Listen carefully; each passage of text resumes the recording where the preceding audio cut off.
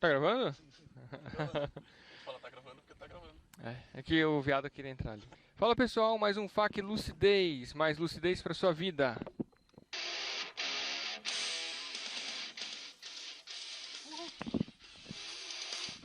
FAQ Começar bem Metal, o hein? FAQ.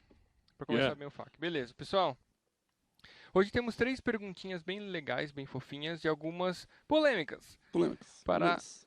para colocar aí talvez um pouquinho de fogo No rabo. nos comentários. Beleza? Vamos começar com Vamos lá. o Primeira número um. pergunta. Número 1. Ou letra A. Letra A. Tá bom. Eu acho absurdo as pessoas que colocam adesivos tipo "Foi Deus que me deu" no carro. O que vocês acham disso? Ui, Messias. Tem um ali atrás. Tem mesmo? Não. No meu carro. Ai, que burro. Ai, que burro. Beleza, vai, fala aí. Eu não gosto muito. Eu acho.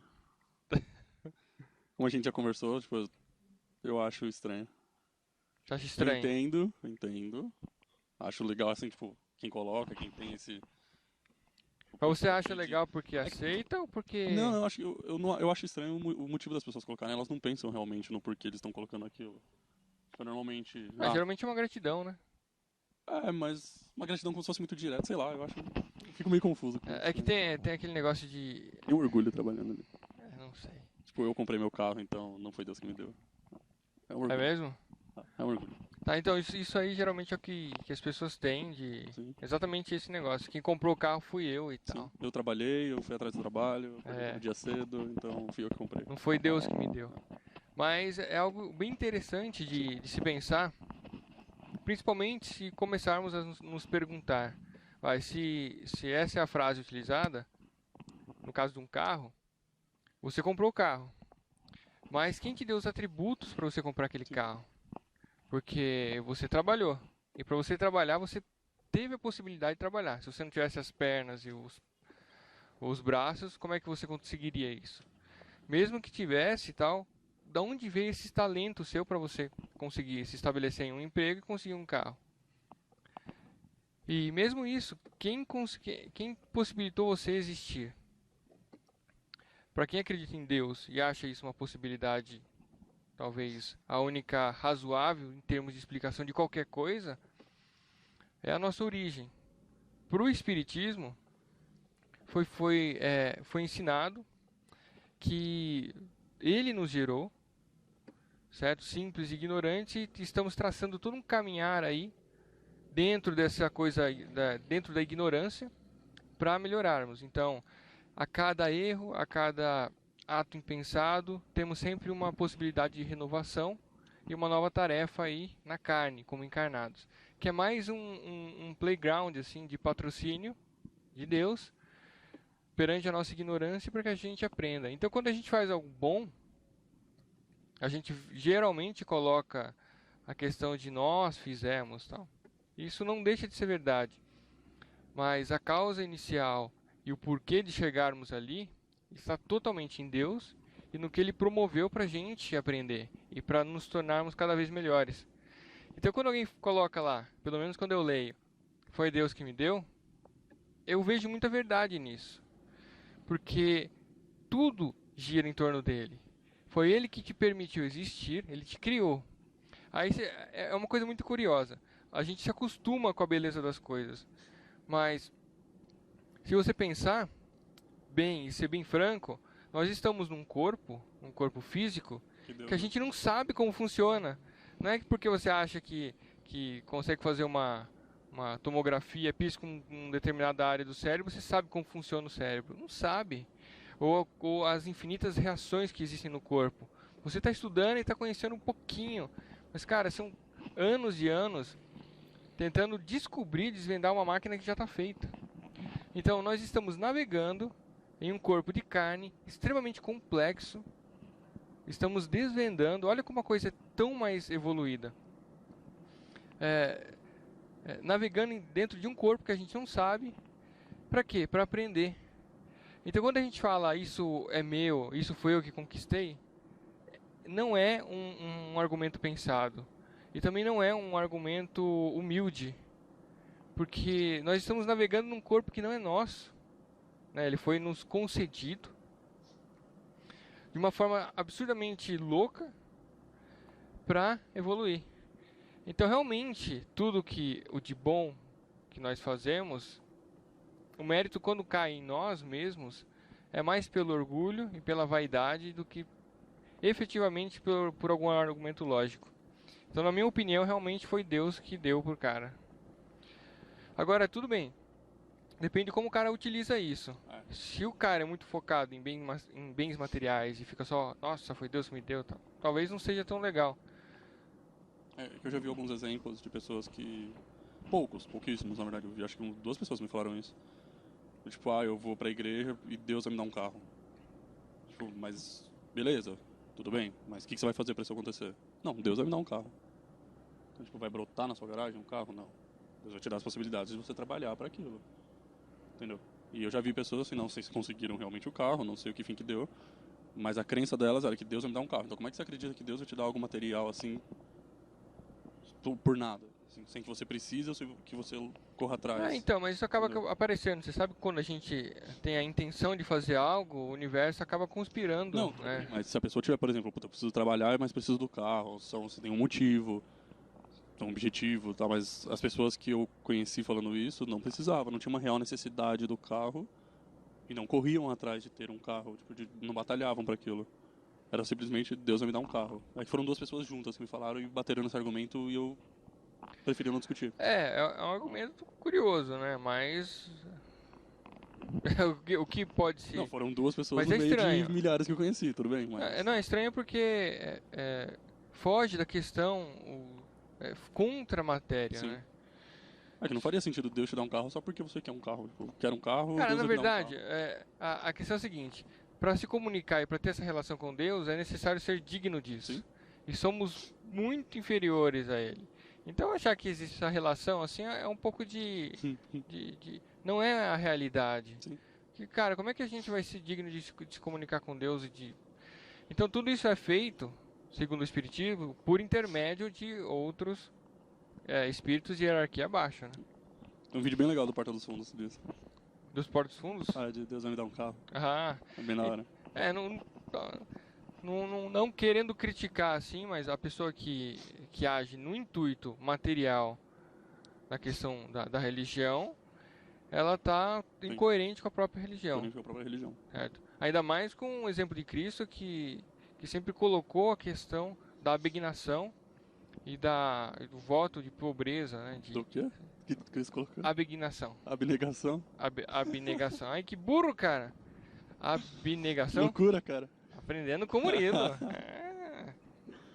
Então, voto de pobreza, algo assim. Na verdade, quanto mais apegado à matéria, independente do motivo, isso é sempre um sinal de inferioridade moral. Sim. Sempre. Próximo? E é isso aí. Beleza, próximo. Próximo. E qual o defeito que mais atrapalha na evolução? Qual? A feiura. Brincadeira. Eu tô lascado, mano. Tá lascado. É o orgulho, né, cara?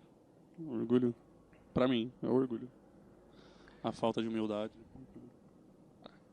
Então, no livro dos Espíritos tem essa indagação. E lá, se eu não me engano, vamos colocar A gente coloca o trecho aqui. Colocando na cara. Se eu não me engano, é a vaidade e a dureza dos vossos corações.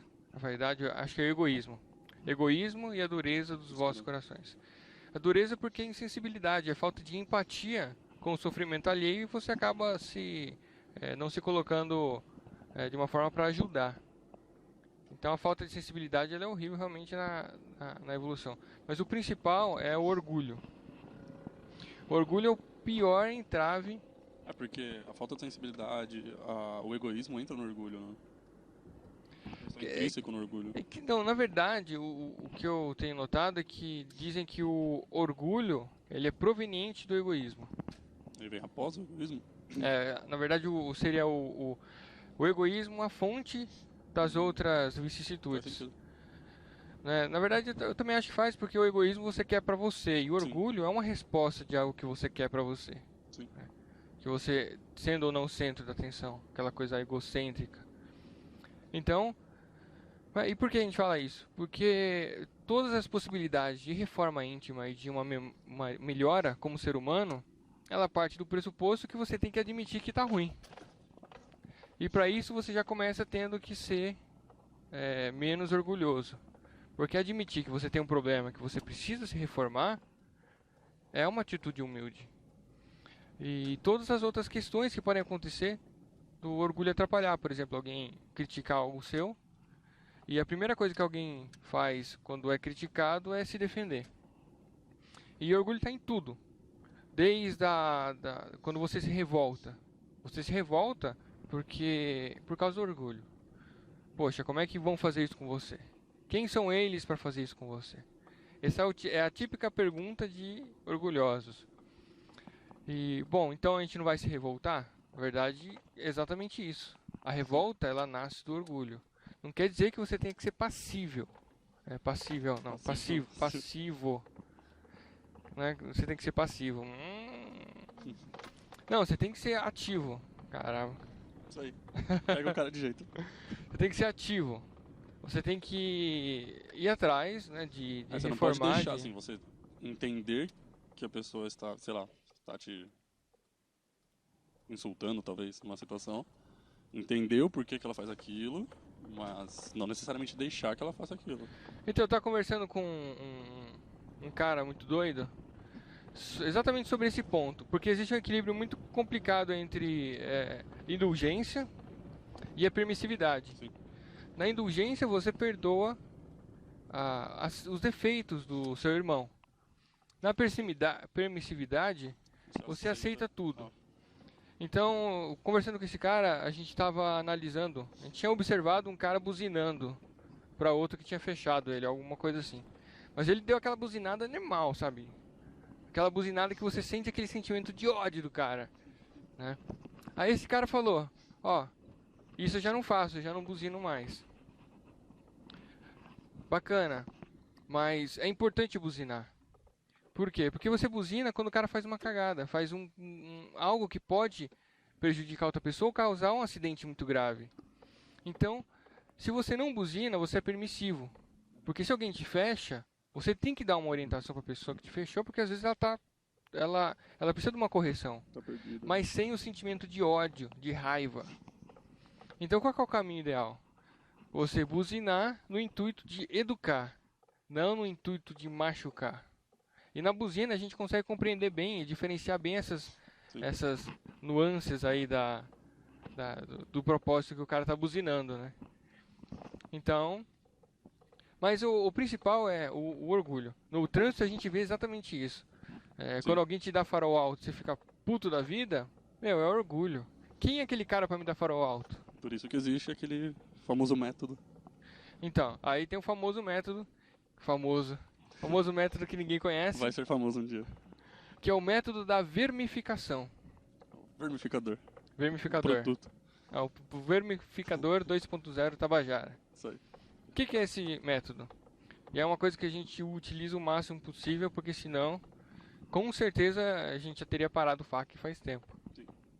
O que é esse método? Esse método é muito louco, ele vai exatamente contra o orgulho, de uma forma bem doida. O princípio dele funciona assim. Quando a pessoa é orgulhosa, e as pessoas orgulhosas elas têm uma preocupação muito grande em manter na posição que elas estão. Isso gera o quê? Uma altura muito grande.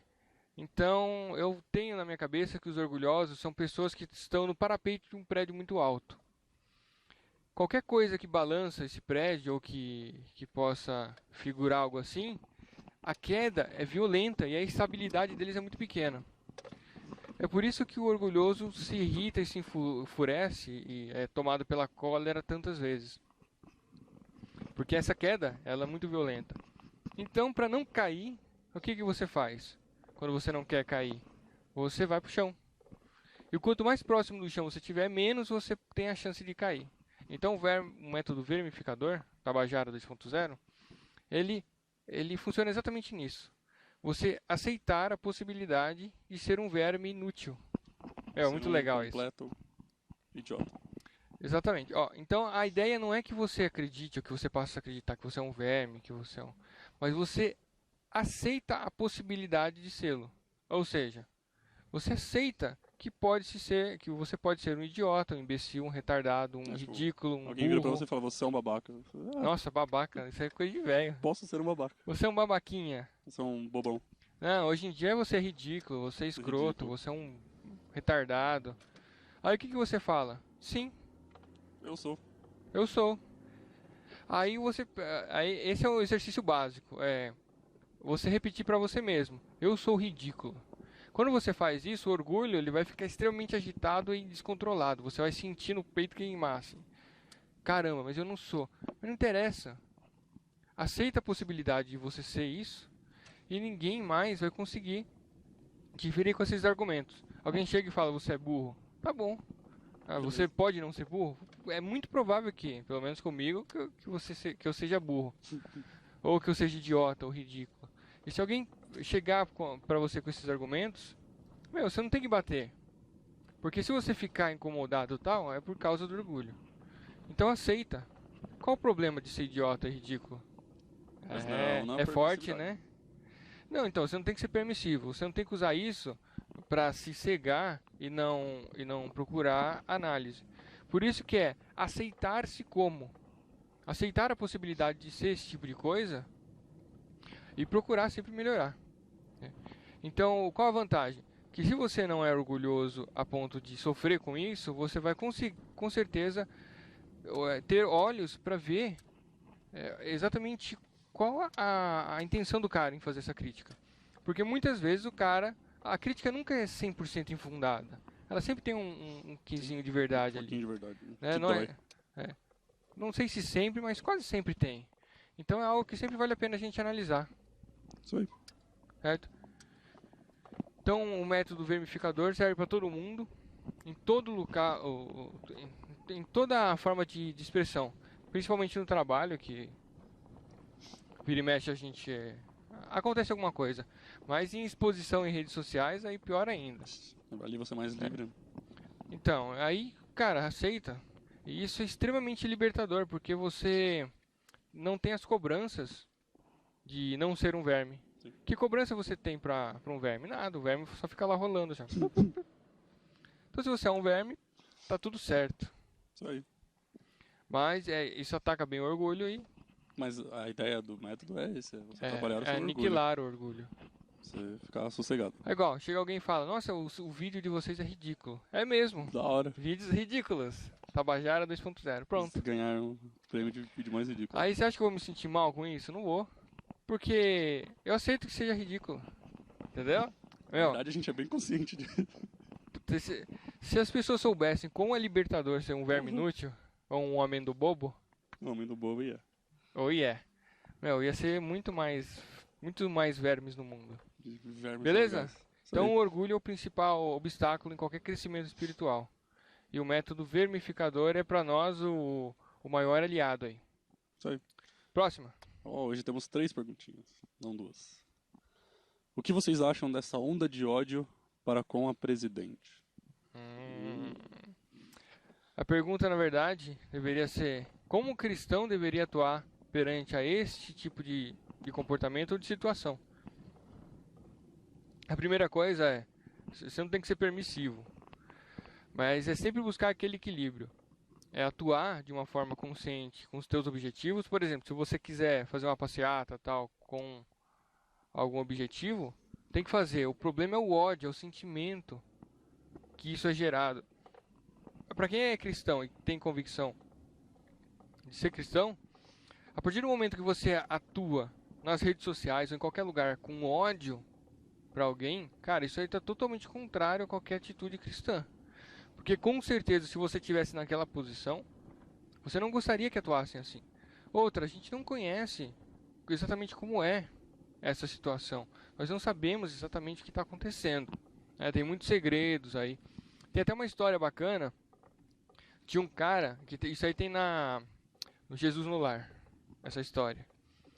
Era um cara que estava querendo fazer uma revolução, né? Ele tinha o poder de convencer as pessoas, queria fazer uma revolução. Só que ele tinha um lado religioso muito forte. E ele queria realmente fazer acho que era rei lá, cair, porque realmente estavam acontecendo coisas muito ruins. Então ele pediu orientação espiritual e conseguiu uma revelação. E esse espírito aí da verdade tinha falado para ele que eles ajudariam se ele passasse 100 dias vivendo ao lado desse rei e ainda continuasse convicto da sua posição.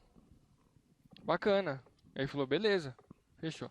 E aí ele conseguiu um cargo lá e acompanhava esse rei. E aí ele começou a entender tudo o que acontecia. E percebeu que esse rei era mais um escravo do que um verdadeiro atuante da sua posição. E percebeu tudo o que acontece ali. E no final desses 100 dias ele mudou de opinião. Porque além dele conhecer as fraquezas e a dificuldade do governante, ele entendeu toda a questão política, aquele mecanismo nocivo que acontecia lá.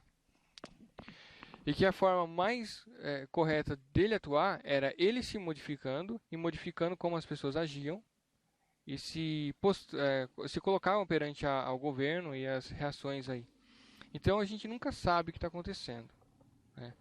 Esse sentimento de ódio, ele é extremamente nocivo, porque ele ajuda a tornar essa psicosfera do mundo, porque o pensamento, existe uma questão ideoplástica no pensamento. Quando a gente pensa, isso é mais real do que parece. A questão de nós não conseguirmos ver essa manifestação ou essa formação é que torna ela tão louca. Mas acontece isso, esse sentimento de ódio, de rancor, ele é extremamente nocivo para a nossa sociedade e para o nosso mundo onde a gente habita. Então, nós precisamos, quando a gente tem consciência, principalmente da questão da lucidez, entender que cada pessoa está no limite do que consegue agir, de como consegue agir.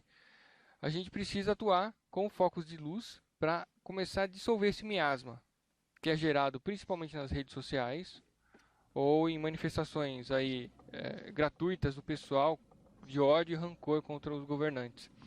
Diferente da Seichonoye, que é uma religião muito... Eu não sei falar, é Seichonoye? Seichonoye. É S-E-I-C-H-O-N-E. Ou A-Y-X-K.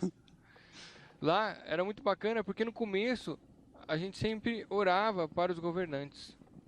Olha que coisa doce, cara. Que coisa de aceitação do momento evolutivo da consciência. Porque imagina a questão de...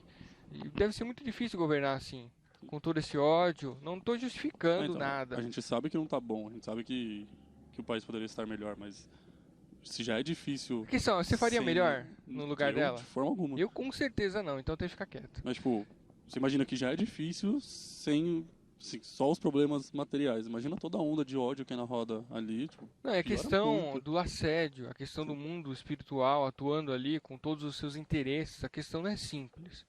Ela é extremamente complicada. Então, tem que sempre pensar nessa questão. Em como a pessoa está atuando ali. Certo? Ela está no limite do que ela é como consciência. Desde sua moral, até a sua ética, até a sua sensibilidade.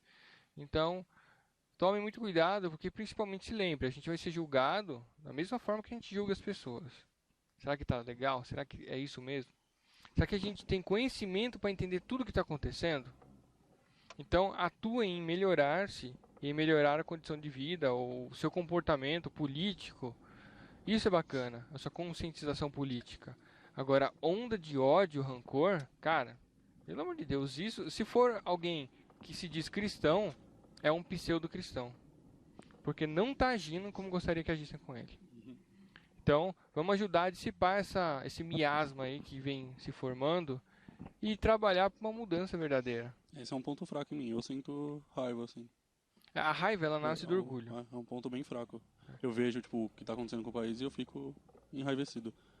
Mas eu a questão entendo, é transformar... Isso, com certeza a gente dificulta muito o lado dela. A questão é transformar isso em realmente... Porque o que acontece? Você fica puto da vida e nada acontece. Você ajuda nessa psicosfera nociva, não faz nada em prol de ninguém, fica ruim com você mesmo, porque você que está distribuindo essa energia ruim, você é o emissor de algo pernicioso, então você se torna alguém pernicioso, vibrando esse tipo de frequência. E o que se melhorou? Nada. Então é só veneno em cima de veneno. Uma curiosidade, não sei se vai ficar muito longo, mas eu ouvi lá no centro que a gente frequenta algumas pessoas falando que existem livros dizendo que a gente precisa mudar o governo porque senão vai dar tudo errado no país, no mundo, assim, que eu não consigo enxergar, tipo, a espiritualidade vindo e falando isso, assim, tipo, dessa forma, pelo menos da forma como foi passada pra mim. Foi passada de uma forma tão assim, tipo, tem que tirar porque ela não presta, tipo, tira que senão vai dar errado. Tipo, eu não consigo enxergar a espiritualidade fazendo isso. Sabe o que acontece? Aí até teoricamente, assim, um insulto à soberania Sim. de Deus. Sim. Achar que nós estamos tão, sabe, nas mãos, assim, do mundo. Peraí, não é assim. Uma única pessoa vai mudar. Não é assim, nunca foi. E quantas vezes já estivemos em situações muito piores, até na Segunda Guerra Mundial com Hitler, que acho que era o, sei lá, o ser mais nocivo que no contexto, né, que já existiu. Nem sabe, deve ter uns caras muito piores aí no passado. E nada se explodiu, o mundo não explodiu, continuou. E trouxeram coisas boas. Então a gente tem que acreditar mais na soberania de Deus, tá? Sim. Não é pouca coisa, não. Beleza? Com o que a gente fala. Tome muito cuidado com o que vocês levam adiante. Eu ouvi uma frase essa semana que eu achei sensacional. Nunca perca a oportunidade de ficar calado. Eu preciso aprender muito com isso. Se você não for ser algo bom, exatamente, algo construtivo, é melhor ficar calado. Eu também preciso aprender isso. Nossa, muito. Isso vai salvar minha vida de uma forma. Beleza, pessoal? Mais um FAQ pra vocês. Isso aí. Dúvidas, sugestões, críticas, pode meter o pau, falar que nós somos vermes inúteis, que de boa. Gosta. A gente vai reconhecer a nossa verdadeira origem vermifical. Verme fecal. Verme fecal. Beleza, pessoal? Até a próxima. Beijo.